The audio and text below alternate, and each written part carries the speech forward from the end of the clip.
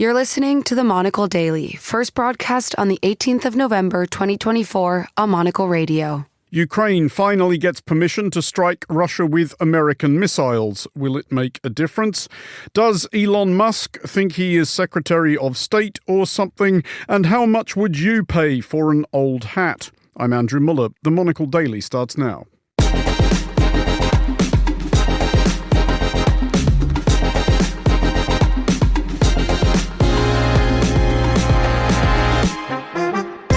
Hello and welcome to the Monocle Daily, coming to you from our studios here at Midori House in London. I'm Andrew Muller. My guests Latike, Bourke and Vincent McAviney will discuss today's big stories, and we'll speak to the former Royal Air Force navigator and prisoner of war in Iraq, John Nichol, about his new book telling the story of the actual unknown warrior. Stay tuned, all that and more coming up right here on the Monocle Daily.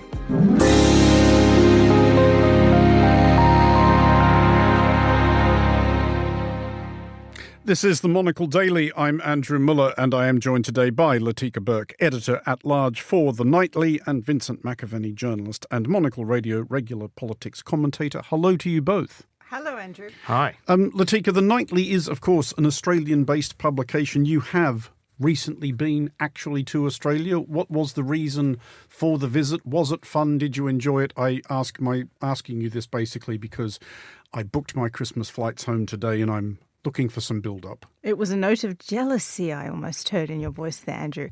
The sun was shining. It was beautiful weather. I was there for the Australian Institute of International Affairs annual conference, which was held just after the US elections. So I was moderating a panel for them about what Australia should do now that Donald Trump is back in the White House as of January 20. So it was a very interesting discussion. Australia is approaching an election, so it was good to test the mood there about how that might go. But the thing that really knocked my socks off, and not in a good way, Andrew, so brace yourself. I'm braced. Flat whites, $6. Oh, I mean, I've long since got used to everything just being hysterically expensive. $6 in Australia. $6. I nearly fell off my chair. In fact, I laughed out loud when she said it to me. And I said, "What, are you joking?" And then I realised, no, $6 for a coffee is now the new norm. So that's Is that the price with tip, or is that... No. That is just a coffee. You don't tip in Australia. See, that strikes me as a relative bargain. I had that moment last Christmas of, I don't know if cognitive dissonance is quite the phrase. I was initially had congratulated myself and indeed Australia for furnishing the absolute bargain of an almost entire day at a test match for the equivalent of, I don't know, £20, sitting right on the fence at the MCG, because the MCG is so absolutely enormous. They can't afford to charge very much for tickets because there's always like 10 seats for almost every customer. So I was excited about that. And then I went to meet a friend in Young and Jackson's in Melbourne for a drink and was less excited to think, I've just paid 10 quid for this beer. Yeah, it is very expensive. Okay, well, I have that to look forward to, clearly. Vincent, you have recently, as our listeners and listeners to lesser outlets will also be aware, being in the United States covering their election. You travelled around reasonably widely. Did anything in particular leap out at you as to why the voters were about to make the decision they did? Yeah, there was something in all the analysis which I keep coming back to, and I was in California last month as well on a big road trip, sort of San Francisco to LA and all around. And there is huge levels of infrastructure building going on in America right now. You're seeing highways being redone and expanded. You're seeing bridges. You're seeing airports being redone. US airports notoriously awful. And so there is just a lot of construction coming on, in part from the infrastructure bill that Joe Biden and Kamala Harris passed, this massive landmark piece of legislation.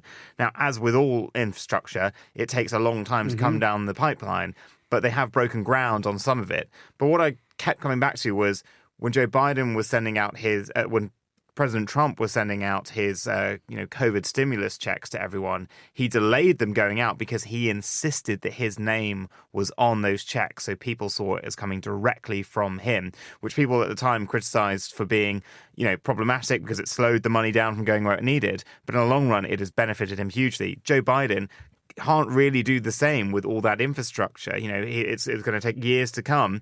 But what we see, he sort of could have taken a leaf from the EU's page, because anything that's built with EU money, massive hoarding, EU flag, EU money, these days there's a QR code to find out more about it, and it's very much emblazoned with that. You still walk into buildings in Britain which have EU funding and infrastructure here, and they can't take that down. And so it sort of builds an affinity. Joe Biden didn't have those kind of billboards over all the stuff, so you don't know, is it your local government doing this? Is it the state government? He sort of maybe missed a trick with that one. Well, it's nice to think it'll all be finished just in time for Donald Trump to take credit for it, which he will. But we will start with Ukraine, which very much not for the first time has been given what it asked for in order to defend itself, arguably at the moment when it is too late to make much difference. In this latest instance, Ukraine has been given permission by the United States to use American-supplied long-range missiles to strike targets inside Russia. As of this broadcast, Russian President Vladimir Putin has not directly responded, but various spokesgoons and sympathetic media have issued the huffing and puffing which might have been expected. Vincent, as somebody who was just in America covering American politics, why has President Biden made this decision now? Is he just having fun? Well, there is a bit of a YOLO. This is the end of his political career. He's, been in public life for some 50 years. And maybe he thinks, well, my final chapter, I'm writing it now. I've got a few weeks. This decision, all the agonizing, let's just give it the benefit of the doubt and go for it. It'll help strengthen, hopefully, Ukraine's hand when it comes to the war. It's something that Donald Trump will have to row back on. And then the repercussions of that, if he doesn't wrap it up on day one, as he promised, if he rows back on allowing Ukraine to use these weapons like this, and they suffer more losses to Russia, then the Democrats can point to the fact that that Donald Trump has let down an ally. So there is a little bit of trap setting, perhaps, which is what the Conservatives here did for Labour on a lot of different issues, things that were sunsetting that Labour had to sort of reconfirm or didn't want to then take away. So there is that. But I think Joe Biden, he clearly has an affinity for President Zelensky and the Ukrainian cause. He has been slow on this, but he has come round to it. He probably couldn't have done this in the actual election campaign, because the Republicans would accuse the Democrats of ramping up global tensions, of potentially if it had gone wrong in any way, that would have been put on Kamala Harris. So he's probably thinking, why not? I'll always wonder and regret in the time I have left whether or not I could have given them just a bit more to strengthen their hand for the negotiations, which now seem somewhat inevitable. Latike, President Putin has previously said that this would be a major escalation, and granted that he says that, or has said that, about absolutely everything, with little perceptible consequence. But in this particular case, might it be different? Because if you're Ukraine now, are you not thinking, well, we'd better use them or lose them? We might only have until January the 20th to make the most of this. Well, I think this is the escalation from the US side you have when you're actually de-escalating. So let me explain that. This has still not been confirmed by the White House. What we had was a leak to the New York Times, quickly backed up by multiple other US media outlets. So we know it's true. But in doing so, the US has telegraphed to Russia, we're about to let Ukraine use these long-range missiles, clear out whatever you will, which is basically the sum game of that. Zelensky made this point in his own response, and he is not a very happy man with the Biden administration of late, if you haven't noticed. So I'm not really sure that this is actually the capability that Ukraine maybe 5 or 6 months ago would have wanted if they'd been able to use it discreetly and then be able to hit the targets they want. As it is now, they can use this from Kursk. They can hit some targets, of course, but most of the important stuff Russia has well already cleared out of the way in anticipation of this. So this is actually not the big celebratory move that we might think it was if this had been announced 5 or 6 months ago. Why it's come now is a mystery. I mean, the official line, as briefed to these media outlets, it's because North Korea is about to unleash all these troops in Russia and attack Ukraine. I mean, this escalation has only ever been coming from one side throughout this war, and that's been on the Russian side. So I think when history is written about the Biden and Jake Sullivan method and approach to Ukraine, it's not going to be kind. Vincent, which was the question I was about to put to you, we are at the point now of beginning to contemplate Joe Biden's legacy. This was, well, probably the major foreign policy challenge he faced during his presidency, though some may argue the Middle East rivaled it for that. Do we think, well, on the one hand, I acknowledge we don't know quite how this turns out yet, but is it already starting to look like this? And we saw it so many times with everything from Javelin shoulder-launched anti-tank missiles onwards. There was this foot dragging about, no, I don't really know. And yet every single time Ukraine eventually ended up getting what they wanted, do we now have to think of, and it's kind of a heartbreaking question, if they'd just been given it all 2.5 years ago, how different might things be? I think it would be incredibly different. And we know if you've ever come across a bully in school or your workplace, or sadly for some people in your family, you know that the only thing that they respond to and that first sort of, attack on yourself is an attack that's equally as hard back. If you show any sign of weakness or if you're dithering in how you respond to them, they will continue to pick you apart and, manipulate the situation. This has been Zelensky's line all along. Completely. And it is frustrating, and I think many people will find it around the world, particularly in Europe and the US, if next year Ukraine ends up with a deal where you have some kind of demilitarized zone, where they're banned from joining NATO potentially, where things are really difficult and bleak there. They've lost thousands of people, and it feels like it was for nothing, because not only does it seem horrible in your empathy for them, but we've gone through in nations that have supported Ukraine 3 years of cost of living crisis, of energy crisis, of spending billions in taxpayer money to help support these people. And I think most people in the West who are in nations that support this believe it's a just cause, and thought that by funding Ukraine, it stops Russia from trying it on with Estonia or trying it on with Poland, or, going like that. And that the only thing to stop them, and the message that Putin will take away from any negotiated settlement in which he thinks he can spin out that it's been a victory is, okay, where am I going next? What am I going to do next? And finally, and just quickly on this one, Latike, on the subject of Putin thinking about where next, should we also be braced, and by which I guess I'm asking, should Ukraine be braced for escalated Russian activity, because Russia might now be thinking, well, everything we hold on January 20th we're going to be allowed to keep? I wouldn't necessarily buy that logic for a couple of reasons. One, Trump put out that he had had a phone call with Putin and said, don't you dare escalate anything between now and January 20. Putin has never confirmed that call. In fact, the Kremlin has denied that call ever took place. On basis, I probably believe Trump on this one. It's a strange world where you have to make that choice between who you believe. The Kremlin denies everything. Correct. That is just what they do. Correct. So let's take that as point number one. Point number two, in Kyiv, there is a far more receptive mood to Donald Trump than you might imagine. And this is because exactly what we've been talking about with the Biden administration. They have bled Ukraine. They've not allowed it to win or even actually be defeated, really. So it's a terrible scenario that Ukraine finds itself in. Trump does change the game. Now, it's unpredictable. We know that he has not really ever said, I want Ukraine to win. That is demonstrably different to what Biden says. But then again, Biden's actions don't back that rhetoric either. So I think we wait and see what the unpredictability of Trump brings. Mike Waltz, his chosen pick for NSA, has actually argued only as recently as 2 weeks ago in The Economist that one of the methods of bringing Russia to the table could actually be arming Ukraine with the capability it really needs and wants. Now, that's not exactly capitulation.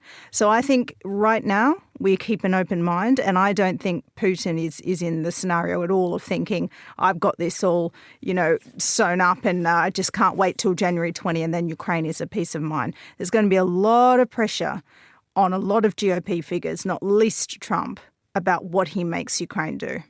Well, in semi-related news, as things presently stand, it seems likelier than not that one person who will have a considerable say in US policy towards Ukraine after January 20th is annoying rich person Elon Musk, who is regarded most obviously by himself as a key player in the incoming administration. By way of preparation, Musk has been embarking on quite the charm offensive, mocking Ukrainian President Volodymyr Zelensky, picking a fight online with the First Lady of Brazil, and conducting a sort of freelance diplomatic spat with Italy. Latike, what is your betting on the time and date that Trump declares Musk a total idiot and says he never met him? Look, I think right now I'd probably take a bet on before inauguration rather than after.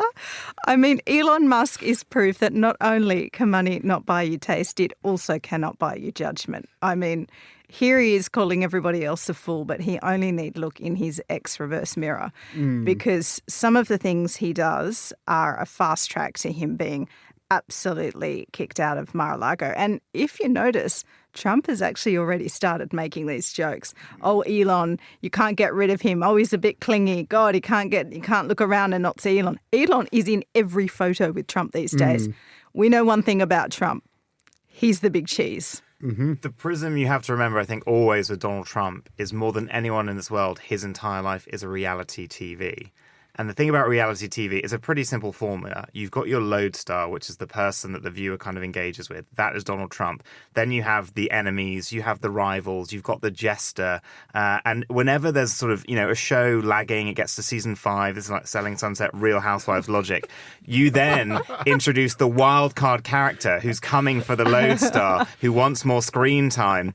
But don't forget, the show was built around the lodestar and they always win. The other one might boost, their Instagram following and get some merch deals. For Elon Musk, we're sitting about $100 more than the Tesla share price was on the day before the election. So he's had a nice little dividend from this, but he doesn't seem to be helping himself. And on that family picture of Trump, it was really funny when you watch the video of the picture being taken.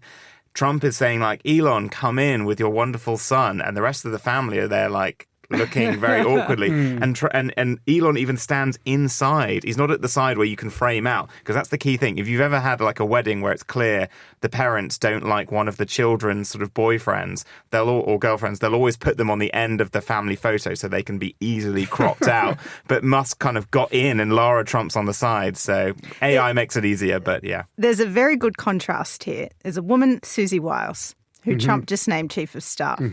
He called her out on election night on his victory speech and he said, Susie, come up here. And she's, no, I don't want any of that limelight. I'm staying back here. Thank you very much. She has been around Trump for years and years and years, and she's now the most powerful person in the United States after Donald Trump. That's how you stay powerful around Donald Trump. But to go back to it's not the original point, but it's a point, Vincent, there is a maxim in American politics, I think it probably applies to politics elsewhere as well, that, as the saying goes, you dance with who brung you. You're kind of obligated to the rich people who bankrolled your campaign. Is this any different, what we're seeing with Musk so far, from other rich people benefiting politically from assistance they've given to a winning candidate? I mean, yeah, you go back and lots of wealthy people have done this, and governments can run into trouble with it. So you look back at the 90s, and the new Labour government ran into trouble with Bernie Ecclestone when it came to the advertising ban on cigarettes, and and they put out this sort of carve out for Formula One, and then he kicked off about them. So you sort of do see this where rich people think it's a bit of a pay to play scheme, and that they should have a little hand, or the whisperings that they gave when they were in opposition should be followed through as manifesto commitments, essentially, but private ones. So I think it's going to be fascinating with Musk. I think the tricky thing for Musk is Donald Trump doesn't have to be elected again, and he probably doesn't really care. He'd probably like to hand over to J.D. Vance, but he probably doesn't really care. So he probably thinks, well, Musk's machine, I don't need to use it again, so it doesn't matter if I wind him up. But, Musk is an absolute wild card, and it could be if Trump plays it wrong or just simply gets fed up of him and doesn't see the long-term benefit, ditches him after 6 months. Because Anthony Scaramucci says the thing with Trump is, you're in trouble when he says to you, been seeing a lot of you lately, been seeing you on Fox, been seeing you on CNN, because then you're a bigger star. If it's sort of 6 months in, he could cause real problems with the sort of young man alt-right base that Musk has sort of co-opted for him through what X now is. And I think probably a lot of Americans are very thankful for that little clause in their constitution that says you have to be born in America to run for president. Otherwise, he probably would. I keep forgetting about that clause. That very well reminded, Vincent. I was just going to add that the Musk and the Trump relationship looks very akin to what Putin has with his oligarchs. So there you have Trump now with control of the 4 institutions of the United States, and you have an extremely powerful oligarch who owns critical infrastructure, and he owns basically a media company that has huge amount of influence over the media. So how that ends? Well, I think you only have to look at some of Putin's relationships with oligarchs. Well, I mean, just a final point on that point, Latike, is... And I think you might be right that there is a dramatic sundering between them before even Inauguration Day. But does that become more likely, do you think, if it turns out, as is seeming increasingly the case, that Blue Sky might be to X what Facebook was to MySpace? Yeah, I think this really does depend if all the influencers, and I mean this not in an Instagram way, but I guess a thoughtfluencer way, if they do all start leaving X or at least giving Blue Sky a viable alternative, which is happening in my view. It's the first time I've seen that happen. I do think that leaves Musk with a degraded platform. It's all very well to gee up your right-wing bots and your right-wing pals, but really to have that influence, you need to be influencing the influence and change makers in terms of public debate. And if everybody leaves his platform, which a sizable rump are doing in the last couple of weeks, I do think he does degrade the value of X. Well, in semi-related news, one of the most famous front pages in the history of American journalism was published by the New York Daily News on October 30th, 1975. A demonstration that tensions between Republican presidents and the Big Apple are not a new development. It summed up a dispute between President Gerald Ford and Mayor Abraham Beame with the headline, "Ford to City, Drop Dead." There are indications that New York is thinking ahead to further such conflict and making its own plans.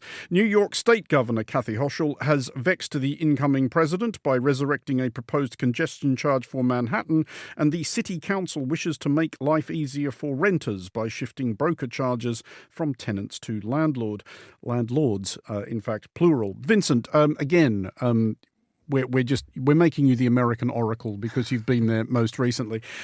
Do we see this might be a thing during Trump's next administration, sort of cities and states acting more on their own initiative, really, rather than waiting for help or assistance from the federal government? Absolutely. I think the big characters in this Trump second term, with Democrats so weakened in the institutions, as we said, are going to be state governors. And I think we're all going to get to know the likes of Gretchen Whitmer and Gavin Newsom a lot better. And particularly they have an incentive because it is very unclear who the next person for the Democratic ticket will be.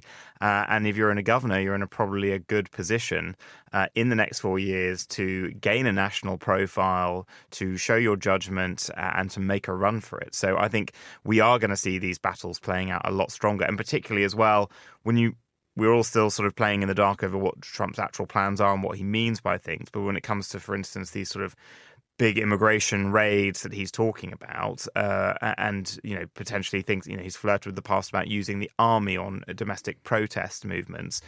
It will then come down to state governments to try and resist it and sort of constrain those efforts. I mean, Latike, the hilarious ironies abound, of course, because this is exactly what small government Trumpist conservatives are always claiming they want, the states and cities and local politicians taking more responsibility. Well, I mean, that's their famous argument for Roe v. Wade if they want to get constitutional rather than ideological.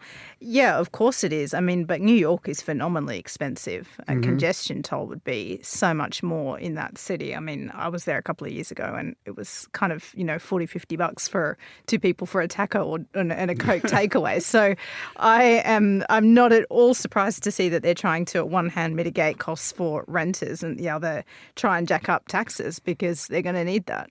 I did want to ask a bit about these two specific policies. Vincent, first of all, doesn't it seem kind of weird that New York doesn't have a congestion charge? It seems like the sort of city you would think would. I mean, London's coming up to about 20 years of having a congestion charge now. Is just completely normal. I paid it the weekend. I had a hire car and I needed to drive through London and I just paid it, and it sort of, you've now had the expansion of what's called the ULEZ, which is about clean air, and that has been more controversial. And as we spoke about, I know on Friday's briefing, London even has plans that have been sort of sat on for now to have driving charges per mile. And I actually wonder if there's more of an argument for New York authorities to jump to that model, because what you're seeing is with the rise in EVs, you're getting less tax revenue from fuel. And so all governments around the world are going to have to jump on that at some point. No one wants to quite pull the pin yet on being the first one to do it. But that is the future, because in 20 years' time, if the vast majority of cars are EVs, then that is the way that they're going to have to get those. Otherwise, you're going to have absolutely huge shortfalls in national tax revenue coffers. It's toxic politics, though. I mean, how do you slug mum and dad having their weekend going for a drive? I mean, this is something that I don't envy any government trying to find a shortfall. Because there are civil liberties argument about it, about the sort of tracking of journeys and distances, and it does become tricky. But you do wonder whether or not it's worth the battle on a congestion charge and maybe just jump to the drive per mile. But I'm not surprised, that the US doesn't do congestion charges. I think it fits very well with their freedom mentality, actually. I mean, we have the same struggle in Australia, which is slightly more libertarian in many ways than the UK. And I remember growing up and my sister telling me about London having a congestion charge, and it was, it was a thing. Nobody drove in London because you got this huge congestion charge. You don't really have that in Australia. You have lots of tolls, but by golly, if the attack on the car comes too far, politicians sure know it on voting day. Just one final thought on this, Latike, because it is another thing that New York has in common, certainly with the big cities in Australia, that rents are absolutely brutal.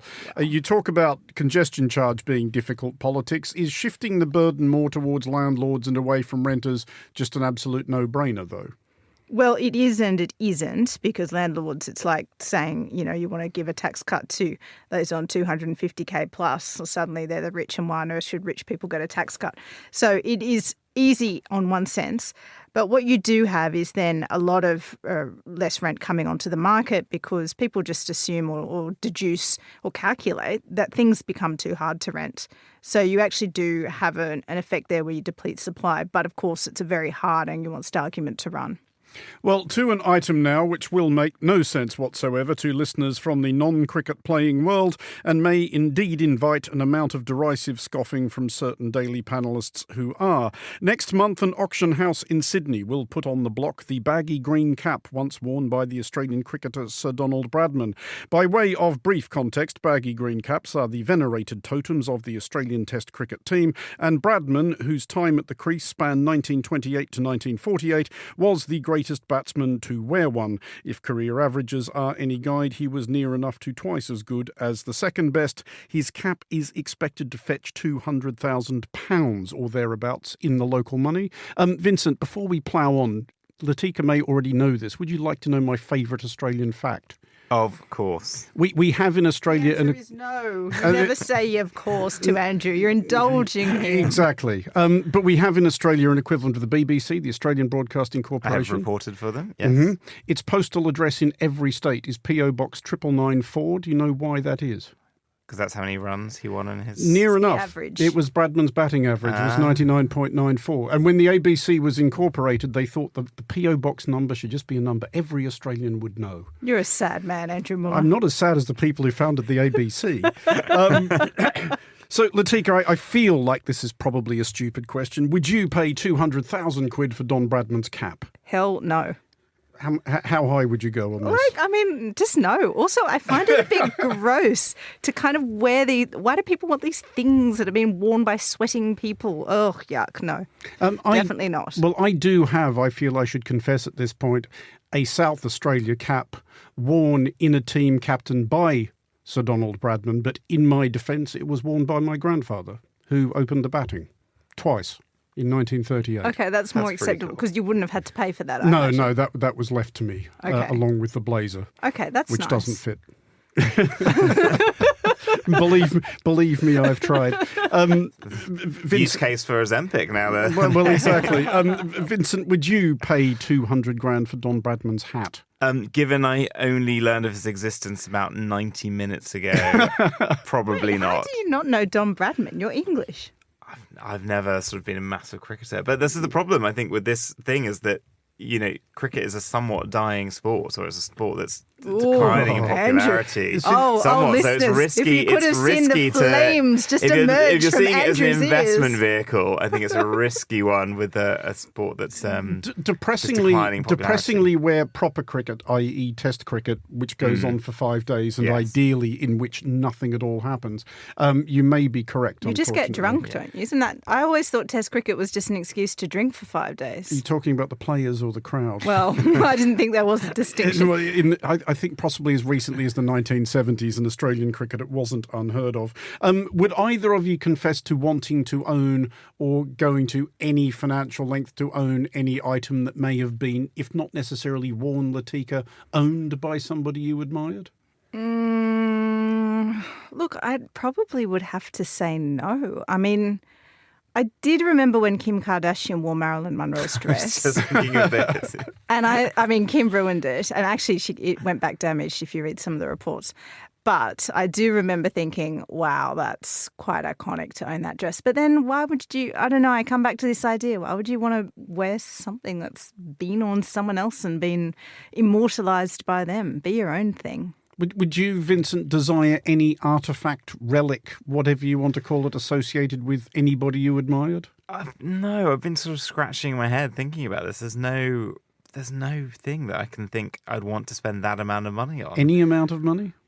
I mean, there are a spoon once used by a favourite actor. I don't know. I'm just winging it over here. I think maybe a movie prop might be cooler than like something that someone. Oh yeah, I sat on an Iron Throne in Croatia once. That was quite cool. I could do with an Iron Throne in my house. Actually, I would wear any Game of Thrones like dresses and costumes and outfits. I think they're very beautiful. Okay. I could definitely have that, but I wouldn't be spending $200,000, Andrew. Vincent, a prop of some kind? Yeah, one of the dragons from Game of Thrones. One of the dragons. What about you, Andrew? I'm just trying to think. I don't actually...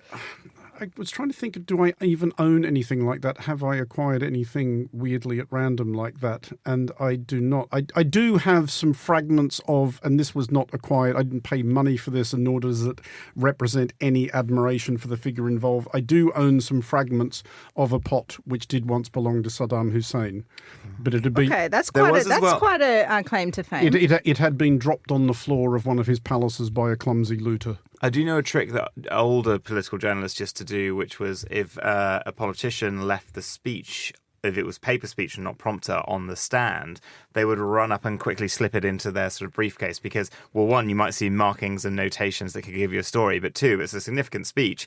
You might be able to sell it down the line. If you're sort of lifting Churchill's copy, it's probably worth something. Isn't that theft? It's the political if they've abandoned it. It's just the But now, sort of lackeys go and immediately take it away to stop that. Right. It is merely the political equivalent of lifting the set list off the foldback speaker at the end of the gig. Latike, Bourke and Vincent McAviney, thank you both for joining us. Finally, on today's show, last Monday, countries all over the world observed some variation of Armistice Day, the anniversary of the end of the war, which was supposed to end all wars. In many of those countries, one prominent stop in the various ceremonies was a tomb of an unknown warrior, a representative of those who went to war and who were never seen again, alive or dead. The first unknown warrior was interred in Westminster Abbey on November 11th, 1920. His extraordinary story is told in a new book by John Nichol, who for a few weeks in 1991 wasn't sure if he was coming back. He was the navigator in a Royal Air Force Tornado shot down over Iraq during the First Gulf War. I spoke to John earlier. I began by asking about the surprisingly meticulous process designed to ensure that the unknown warrior was really unknown. It's an astonishing process. There are very few records, Andrew, in actual fact, very few records about how it happened. So we know the man who conceived it was Padre David Railton. So he was a padre who served on the front lines during the First World War. He buried the dead, ministered to the living before they went over the top and died. He was an amazing man. It was his idea to bring back one body to represent the 500,000. And the orders went out, and it arrived on General Louis Wyatt's desk, who was the general officer commanding in that region of France. And he put in motion the scheme. And so he was in charge of the Graves Recovery and Registration Unit. So in 1920, Andrew, there were still recovering bodies. Tens of thousands of bodies that were scattered around the various battlefields that had been lost, that were lying in the fields, and recovering some of those who were buried and reinterring them in what we now know are the grand Commonwealth War Grave cemeteries.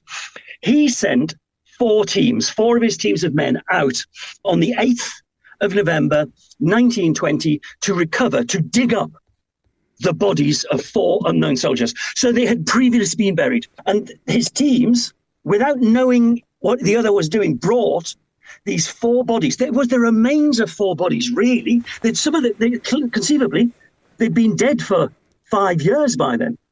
So they brought the remains to his headquarters in St. Paul in northern France, and they were placed in his chapel.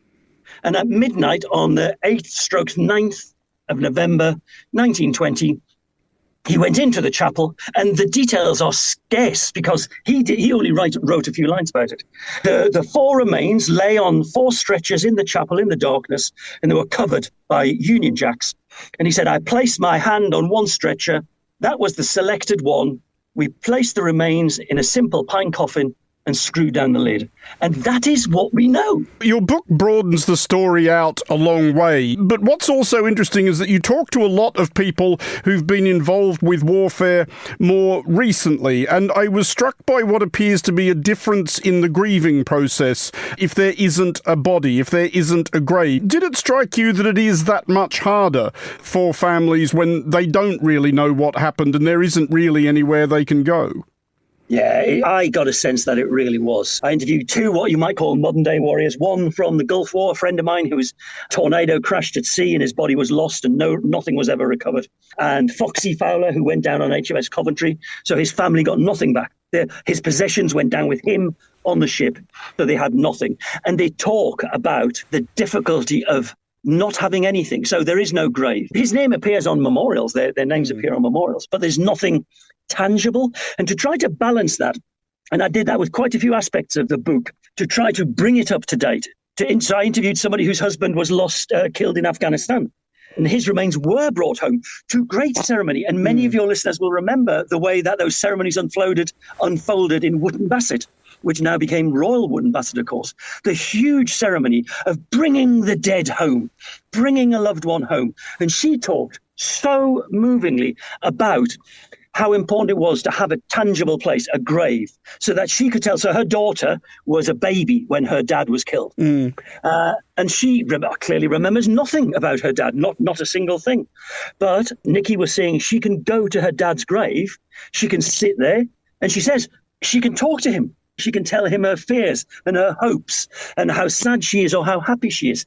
He is there in person, so to speak, for her to go and communicate with. It is an inevitable question, the degree to which your own experiences might have figured in how you saw this, because I think probably for most military aviators who don't end up coming back, they don't have a lot of time to think about what's happened to them. You had a long time to think about it after your tornado was shot down in Gulf War I. You were held prisoner for 6 or 7 weeks, I think. I don't really know how to frame the question, if I'm honest. Did you talk about this with your family and friends when you came back? How it might have been to them if they'd not really ever known what had happened to you? No, and I can understand why, in 1920 you didn't wear your heart on your sleeve by any stretch of the imagination.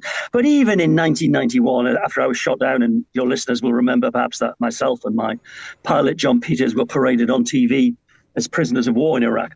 And it was a brutal experience. And my family had a terrible time because for them, for 7 weeks after I was paraded on TV, they didn't know if I was alive or dead. And indeed, on one occasion, they were told I was dead. They were told my body had been found.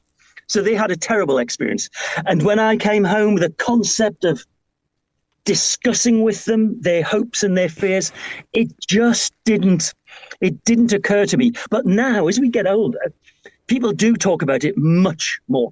And you talk about it more with those who can understand. So you mentioned that I was a prisoner of war. Yes, I was. There was there was about 30 or 40 British, American, Kuwaiti, Italian prisoners of war. But there was 7 of us RAF prisoners of war.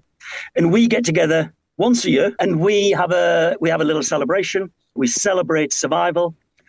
We mark the passing of friends that we lost during that conflict. We have one quiet beer, and we follow it up by, maybe 7 or 8 really loud beers to celebrate survival. But our wives stroke partners, they come along as well. And 33 years on, they all say, you never talk to us about this.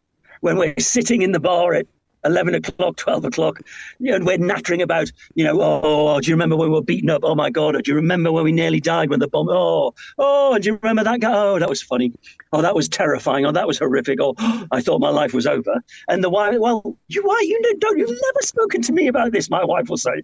I said, I know, but A, I'm a bloke. B, I'm from the Northeast. C, why, I don't want to relive it in that way.